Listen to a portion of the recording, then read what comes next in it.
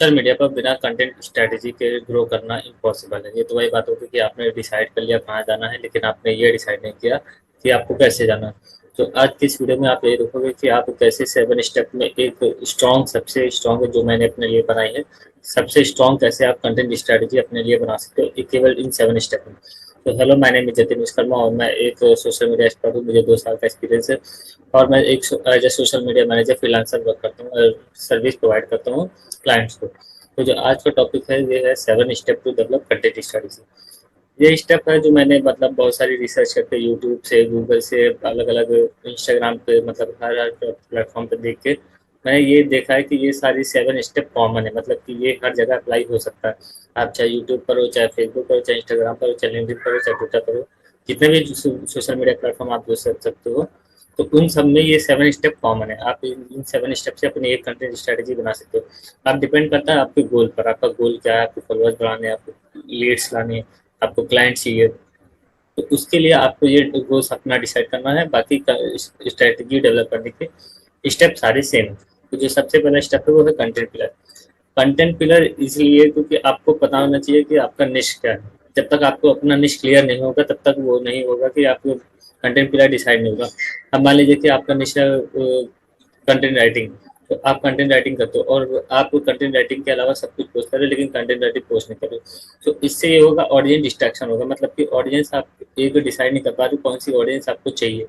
अगर आप content writing से रिलेटेड ही सारे कंटेंट शेयर करोगे, पोस्ट शेयर करोगे, रील्स शेयर करोगे, तो जितने भी लोग होंगे जो कंटेंट राइटिंग में इंटरेस्ट होंगे, तो वो आपके कंटेंट राइटिंग में ही आ जाएंगे। फॉर एग्जाम्पल मेरा, जैसे कि मेरा निश है सोशल मीडिया मैनेजमेंट और फ्रीलांसिंग।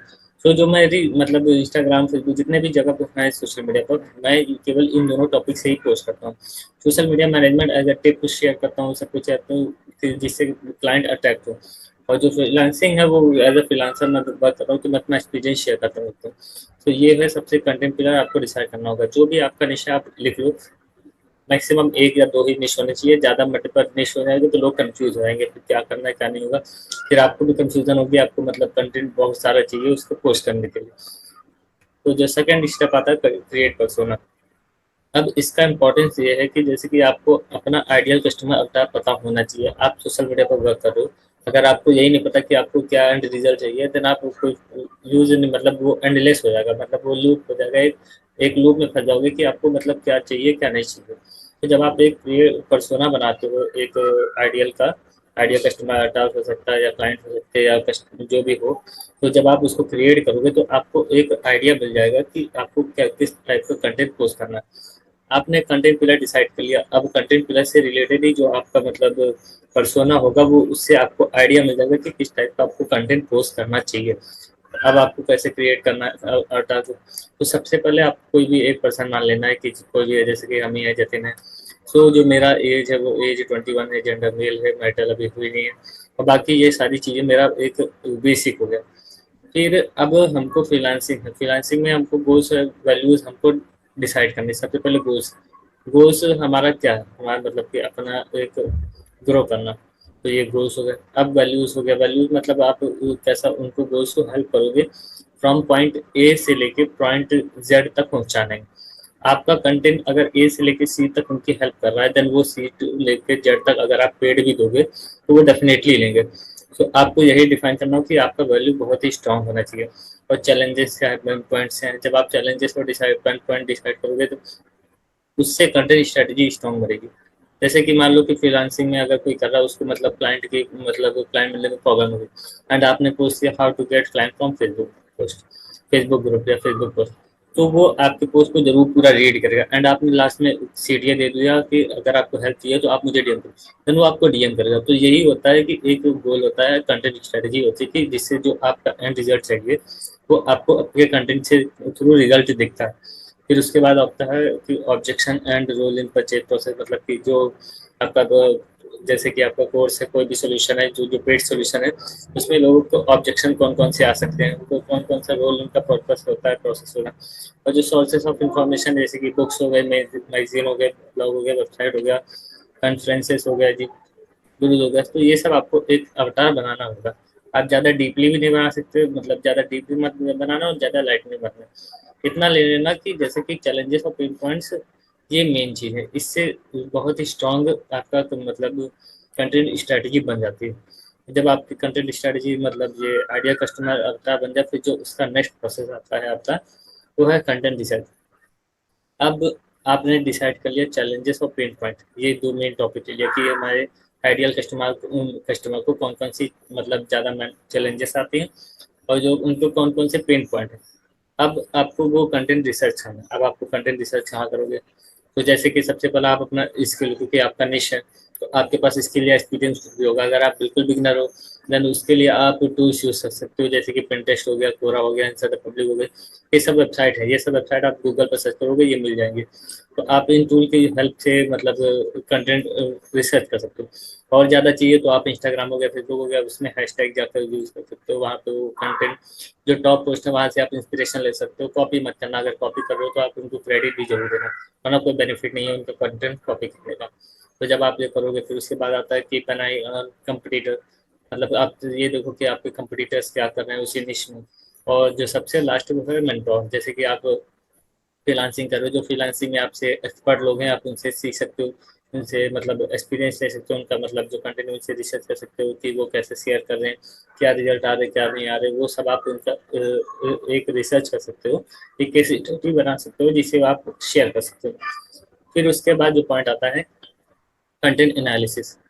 अब आपने मान लिया कि वो कंटेंट रिसर्च कर लिया कि जो आपने मतलब कि 50 लिस्ट बना लिया कंटेंट के। अब उसमें एनालिसिस आपको ये करना है कि आपको एंड गोल क्या है, एंड रिजल्ट क्या है। जो आपका एंड रिजल्ट होता है उसके हिसाब से तो जो 50 में से 10 कंटेंट हट जाएंगे, क्योंकि अब मान लीजिए आपको फॉलोअर्स बढ़ाना है, तो जो 50 कंटेंट है उसमें से आपने टिप्स शेयर किया, हैक्स शेयर किया, टूल शेयर किया, उसमें से जितने 50 में से 25 होंगे वो अलग हो जाएंगे।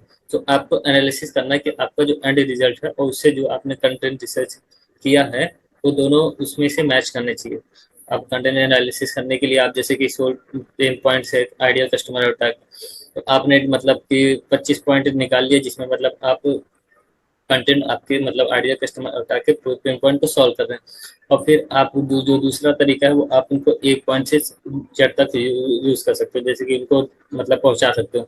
जैसे कि एग्जांपल दे रहा कि किसी को क्लाइंट मिलने में प्रॉब्लम हो रही है फेसबुक ग्रुप से, तो किसी ने पोस्ट किया कि how to find client from Facebook group, तो वो उसके मतलब जो वो पॉइंट ए पर है और वो पॉइंट सी पर उसको पहुंचा रहा है, तो वो उसका हेल्प कर रहा है। तो यही होता है कंटेंट एनालिसिस। आप एनालिसिस करो कि आपका कंटेंट कौन सा ज़्यादा रीच जा रही है, किस पे नहीं जा रही है, किस कौन से कंटेंट ज़्यादा शेयर हो रहे हैं। तो जब आप एनालिसिस करोगे तो उसी के बेस पे आप कंटेंट को डुप्लीकेट करते रहना।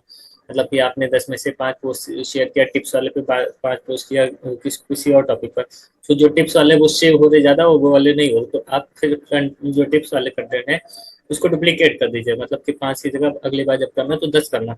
तो उससे आपको एनालिसिस मिलता रहेगा कि कौन सा कंटेंट आपका अच्छा रिजल्ट दे रहा है और कौन सा नहीं दे रहा है। जब आप एनालिसिस करोगे तो आपको बहुत सी सारी चीज़ें पता चल जाएगी। और ये ऐसा नहीं कि एक ही दिन में सब आप कर लोगे, इसके लिए टाइम लगेगा आपको, महीना, monthly, weekly goals, daily goals, ये सब डिसाइड करना पड़ेंगे। जब आप डिसाइड करोगे तभी आगे आप करके एक अच्छा एनालिसिस कर लोगे। लोगों को मैक्सिमम 1-2 साल लग जाता है, मुझे भी 1 साल लग गया ऐसे ही कि ये मतलब अपना डिश डिसाइड करने में, क्योंकि मैं बिल्कुल मतलब टेक्निकल बैकग्राउंड से नहीं था बिल्कुल। मतलब मेरे पापा फार्मर है, तो मतलब मैं बिल्कुल टेक्निकल बैकग्राउंड से नहीं था, तो मुझे भी ये सब सीखने में टाइम लग गया। अब इसके बाद जो आता है वो है कंटेंट कैलेंडर।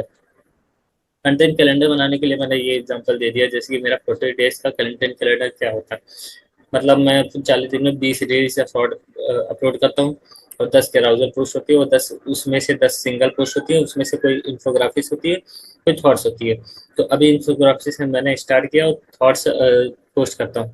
तो ये आप ऐसे ही अपना कंटेंट कैलेंडर डिसाइड कर सकते हो कि आपका मतलब क्या स्ट्रक्चर है, फॉर्मेट है पोस्ट करने का। अब इसमें से भी आपको ये देखना होगा कि कौन सा कंटेंट आपको ज़्यादा रीच मिल रही है, किस पे ज़्यादा शेयर मिल रहे, किस पे ज़्यादा शेयर मिल रहे। तो जब आप एनालिसिस करोगे, जैसे 40 डेज का आपने डिसाइड किया, फिर जैसे 40 डेज बाद आपने देखा कि रील्स पे ज़्यादा लाइक और एंगेजमेंट आ रहे हैं, वो सिंगल वाले पे भी ज़्यादा आ रहे हैं और कैराउजल वाले पे थोड़ा कम आ रहा है, तो आप इसके लिए इससे कर सकते हो कि कैराउजल वाले को अगली बार कम कर सकते हो, बाकी सिंगल और रील्स को बढ़ा सकते हो। जैसे मेरे तीनों पे बड़े अच्छे खासे आ जाते हैं एंगेजमेंट। तो मैं ये यही फॉर्मेट लेके आगे तक चल रहा हूँ। तो आपको भी अपना कंटेंट फॉर्मेट डिसाइड करना पड़ेगा। फिर उसके बाद आता है कंटेंट क्रिएशन। आप जैसे कि कंटेंट क्रिएशन हो गया, आप कैसे कंटेंट क्रिएट करते हो कैसे नहीं करते, तो उसके लिए जो मैंने ये आपके लिए ऑलरेडी मतलब लिख दिया है। जैसे कि टूल है जो मैं डिजाइनिंग के लिए यूज़ करता हूँ, वो कैनवा यूज़ करता हूँ, बिल्कुल इजी टू यूज़ के लिए है और फ्री भी है। तो आप उसको डिजाइनिंग के लिए आप कैनवा से कर सकते हो। अगर आप बिल्कुल बिगिनर हो देन आप यूट्यूब पर सर्च कर सकते हो, कैनवा से रिलेटेड बहुत सारी ट्यूटोरियल हैं, आपको मिल जाएंगे एब्सोल्युटली फ्री में। देन आप वहाँ से सीख सकते हो। आप जब सीख तो लोगे, बस उसके लिए आपको टाइम देना पड़ेगा, 1 महीना 2 महीना 3 महीना देना पड़ेगा, क्योंकि कैनवा से डिजाइनिंग एक नॉर्मल डिजाइन करने में और एक वेल डिजाइनिंग करने में टाइम लगता है, उसमें एक्सपीरियंस का टाइम लगता है, महीने का टाइम लगता है। तो 3 महीना 6 महीने जब आप दोगे टाइम को तो वो हो जाएगा। जैसे कि रील्स हो गए, शॉर्ट्स हो गए, वीडियो हो गए, उसके लिए एडिटिंग के लिए आप वीएन वीडियो एडिटर यूज़ कर सकते हो। और भी बाकी जो आप यूज़ करते हो आप वो आप यूज़ कर सकते हो, उसमें कोई वो प्रॉब्लम वाली बात नहीं। मैंने सबसे स्टार्टिंग में वीडियो एडिटर यूज़ किया, तो वही मैं यूज़ कर रहा हूँ अभी।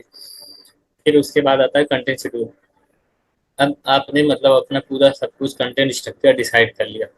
फिर उसके बाद आता है कंटेंट शेड्यूल। आप अब इसमें दो ऑप्शन है आपके पास, या तो आप शेड्यूल कर दो, जैसे ये टूल्स हैं इसके थ्रू आप शेड्यूल कर सकते हो। अगर आपका बहुत ही बिजी शेड्यूल है, मतलब आपको टाइम नहीं मिल रहा मैनुअली पोस्ट करने के लिए, तो आप ये टूल यूज कर सकते हो। फेसबुक क्रिएटर स्टूडियो और लेटर, ये दोनों टूल आपकी हेल्प करेंगे, आप मतलब अपने सारे पोस्ट को शेड्यूल कर सकते हो।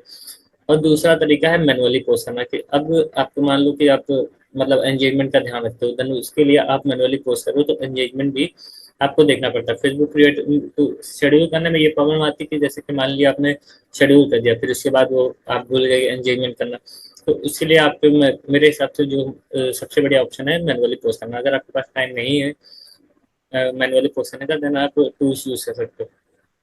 तो यही तरीका है, ये 7 स्टेप ऐसे हैं जिससे आप अपनी कंटेंट स्ट्रेटेजी बना सकते हो। और ये कंटेंट स्ट्रेटेजी हम भी फॉलो करते हैं, और भी बहुत सारे मतलब मैक्सिमम 50% से ज़्यादा लोग इसको फॉलो करते हैं। तो आप इसको फॉलो करना और बताना कैसा लगा ये स्ट्रेटेजी। और जो हमारा नेक्स्ट वीडियो होगा, नेक्स्ट टॉपिक होगा, उसके लिए वो होगा एंगेजमेंट और ट्रैफिक। तो जो पहला ये था कंटेंट स्ट्रेटेजी आपने बना ली कि आपको मतलब कि ये आपका पोस्ट होगा, ये ऐसे होगा। सो उसके लिए आप मतलब कंटेंट स्ट्रेटेजी बन गई, अब आप पोस्टिंग करना स्टार्ट कर दोगे।